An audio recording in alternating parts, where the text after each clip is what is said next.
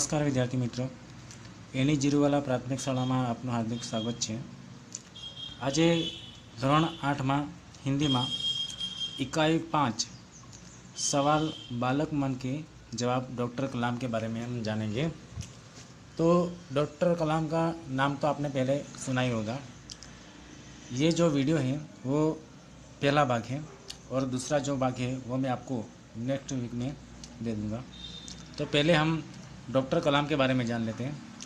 Doctor कलाम का पूरा नाम डॉक्टर अबुल पाकिर जैनुलाब्दीन अब्दुल कलाम, ये उनका पूरा नाम है. हम शॉर्ट में कहते हैं उनको डॉक्टर APJ अब्दुल कलाम, इस तरह बोलते हैं, पर उसका जो पूरा नाम है डॉक्टर अबुल पाकिर जैनुलाब्दीन अब्दुल कलाम. डॉक्टर कलाम हमारे भारत देश के पूर्व राष्ट्रपति रह चुके हैं और उनके बारे में हम आज जानेंगे.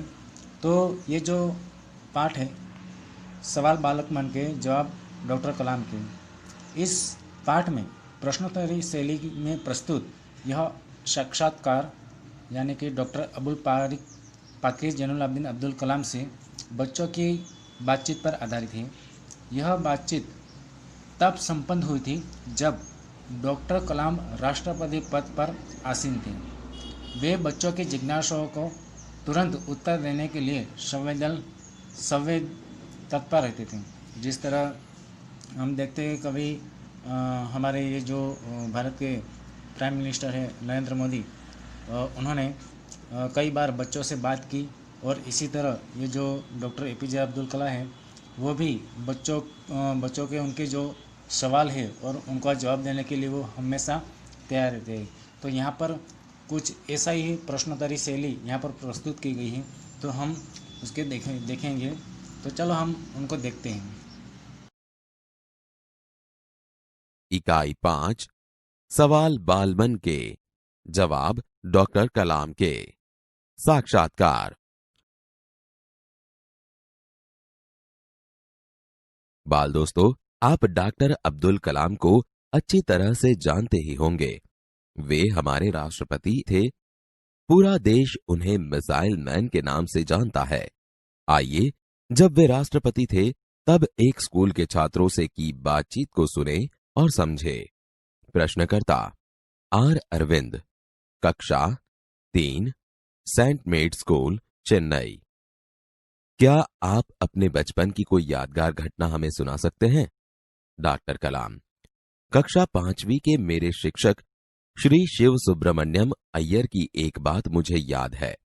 एक दिन कक्षा में वे हमें यह बता रहे थे कि कोई पक्षी कैसे उड़ता है. उन्होंने हमें रामेश्वरम के समुद्र तट पर ले जाकर इसका जीवंत उदाहरण दिया.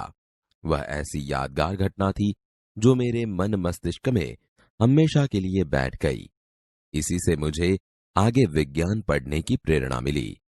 प्रश्नकर्ता सरयू मकर, कक्षा 5, वाल्मीकि नगर हिंदी माध्यमिक शाला, नागपुर. बचपन में हमें किस भाषा को प्रमुखता देनी चाहिए? डॉक्टर कलाम, मैंने स्वयं माध्यमिक शिक्षा तक की पढ़ाई अपनी मातृभाषा के माध्यम से पूरी की है. कॉलेज और उससे आगे की शिक्षा अंग्रेजी माध्यम की संस्थाओं में हुई. मेरा मानना है कि हम कॉलेज में भी माध्यम के रूप में मातृभाषा का चुनाव कर सकते हैं, क्योंकि युवा अपनी मातृभाषा में ही सोचता है, उसी में अपनी बात सहजता से कहने में सक्षम होता है. पर इसमें कोई भी दो राय नहीं कि वैश्विक स्तर पर संपर्क के लिए हमें अंग्रेजी जैसी एक संपर्क भाषा की नितांत आवश्यकता है. प्रश्नकर्ता अर्श पटेल, कक्षा 5, चंदूलाल विद्या मंदिर, मुंबई. यदि हम आपकी तरह बनना चाहें तो हमें क्या करना चाहिए? डॉक्टर कलाम, जब आप युवा अवस्था में कदम रखें तब आपको जीवन में लक्ष्य निर्धारित कर लेना होगा. हमेशा कुछ बड़ा सोचो. जैसे ही यह अनुभूति हो कि आप आखिर बनना क्या चाहते हैं, तभी से उस दिशा में प्रयास और श्रम प्रारंभ कर दो. कहने का अर्थ है कि जी तोड़ मेहनत करो. ज्यों-ज्यों आप आगे की ओर बढ़ोगे, आपका सामना बाधाओं तथा कठिनाइयों से होगा. आपको अपने अंदर दृढ़ साहस पैदा करना होगा. समस्याओं को पराजित करने में महारत हासिल करनी होगी. तभी जीवन में सफल हो पाओगे। पहले यह जरूरी है कि आप निरंतर ज्ञान अर्जित करो। प्रश्नकर्ता चिराग जैन, कक्षा 7, बॉम्बे कैम्ब्रिज, अंधेरी, पश्चिम, मुंबई। वह कौन सी बड़ी चुनौती है जिसका सामना हमें आज करना पड़ रहा है? डॉक्टर कलाम, भारत को सन 2020 तक एक विकसित राष्ट्र के रूप में परिवर्तित करना और देश के 1 अरब से अधिक नागरिकों के चेहरों पर मुस्कान देखना, यही राष्ट्र के समक्ष सबसे बड़ी चुनौती है। प्रश्नकर्ता हर्ष चांडाक, कक्षा 7, डॉक्टर एस राधाकृष्णन विद्यालय, मलाड, मुंबई। आपकी दृष्टि में साहस की परिभाषा क्या है? डॉक्टर कलाम, अपने जान की परवाह किए बिना दूसरों को संकट या आपदा से बचाना ही साहस है। प्रश्नकर्ता तरुण पटेल, कक्षा 8, स्वामीनारायण इंडिपेंडेंट स्कूल, लंदन। हम प्रवासी भारतीय मातृभूमि के प्रति गर्व की भावना कैसे विकसित करें? डॉक्टर कलाम, भारतीय मूल का कोई भी व्यक्ति एक बृहद भारतीय परिवार का अंग है और उसे हमारे देश की सांस्कृतिक विरासत पर गर्व है। सौभाग्य से आप लोग ऐसी स्थिति में हैं कि अपनी मातृभूमि से अच्छी तरह से जुड़े हुए हैं और यही आपके लिए गौरव की बात है। प्रश्नकर्ता सत्यम, कक्षा 10, जिला स्कूल, मुंगेर। जो भी बच्चे आपसे मिलते हैं वे कहते हैं कि एक प्रसिद्ध वैज्ञानिक, इंजीनियर, डॉक्टर आदि बनना चाहते हैं, पर किसान, मजदूर और कलाकार भी किसी राष्ट्र के लिए उतने ही महत्वपूर्ण हैं। हम ऐसे ही परिवारों से आते हैं। हमारे लिए आपका क्या संदेश है? डॉक्टर कलाम, किसान, मजदूर, कलाकार और दस्तकार, ये सभी हमारे राष्ट्र के अभिन्न अंग हैं। राष्ट्र निर्माण में हमें उन सभी की सेवाओं की समान रूप से दरकार है। आप सभी को चाहिए कि अपने अपने क्षेत्रों में खूब उन्नति करें। प्रश्नकर्ता रोहित चतुर्वेदी, कक्षा 11, इस्लामिया इंटर कॉलेज, इटावा। आप कहते हैं कि भारत 2020 तक विकसित राष्ट्र बन जाएगा, पर निरंतर बढ़ती जनसंख्या और बेरोजगारी इसे संभव होने देगी? डॉक्टर कलाम, विकास स्वयं जनसंख्या वृद्धि को रोकने की अचूक औषधि है। इसमें जनशिक्षा, विशेषकर स्त्री शिक्षा की बात भी सम्मिलित है। इससे छोटा परिवार सुखी परिवार की मान्यता को बल मिलता है। भारत 2020 का मिशन यहां के युवाओं को रोजगार के पर्याप्त अवसर सुलभ कराएगा। ग्रामीण क्षेत्रों में बड़ी संख्या में उद्योग धंधे स्थापित किए जाएंगे, जिससे उन क्षेत्रों में रोजगार के प्रचुर अवसर पैदा होंगे। प्रश्नकर्ता हर्ष मेहता, कक्षा 12, तेजस हाई स्कूल, बड़ौदा। आपको ऐसा क्यों लगता है कि 2020 तक भारत विकसित राष्ट्र बन जाएगा? डॉक्टर कलाम, भारत की जनसंख्या 1 अरब से अधिक है। इसमें 54 करोड़ लोग 25 वर्ष से कम आयु के हैं। ये हमारी राष्ट्रीय शक्ति है। भारत को 2020 तक विकसित राष्ट्र में परिवर्तित करने के लिए हमारे पास प्रचुर प्राकृतिक संसाधनों के साथ ही सुनियोजित खाका भी उपलब्ध है।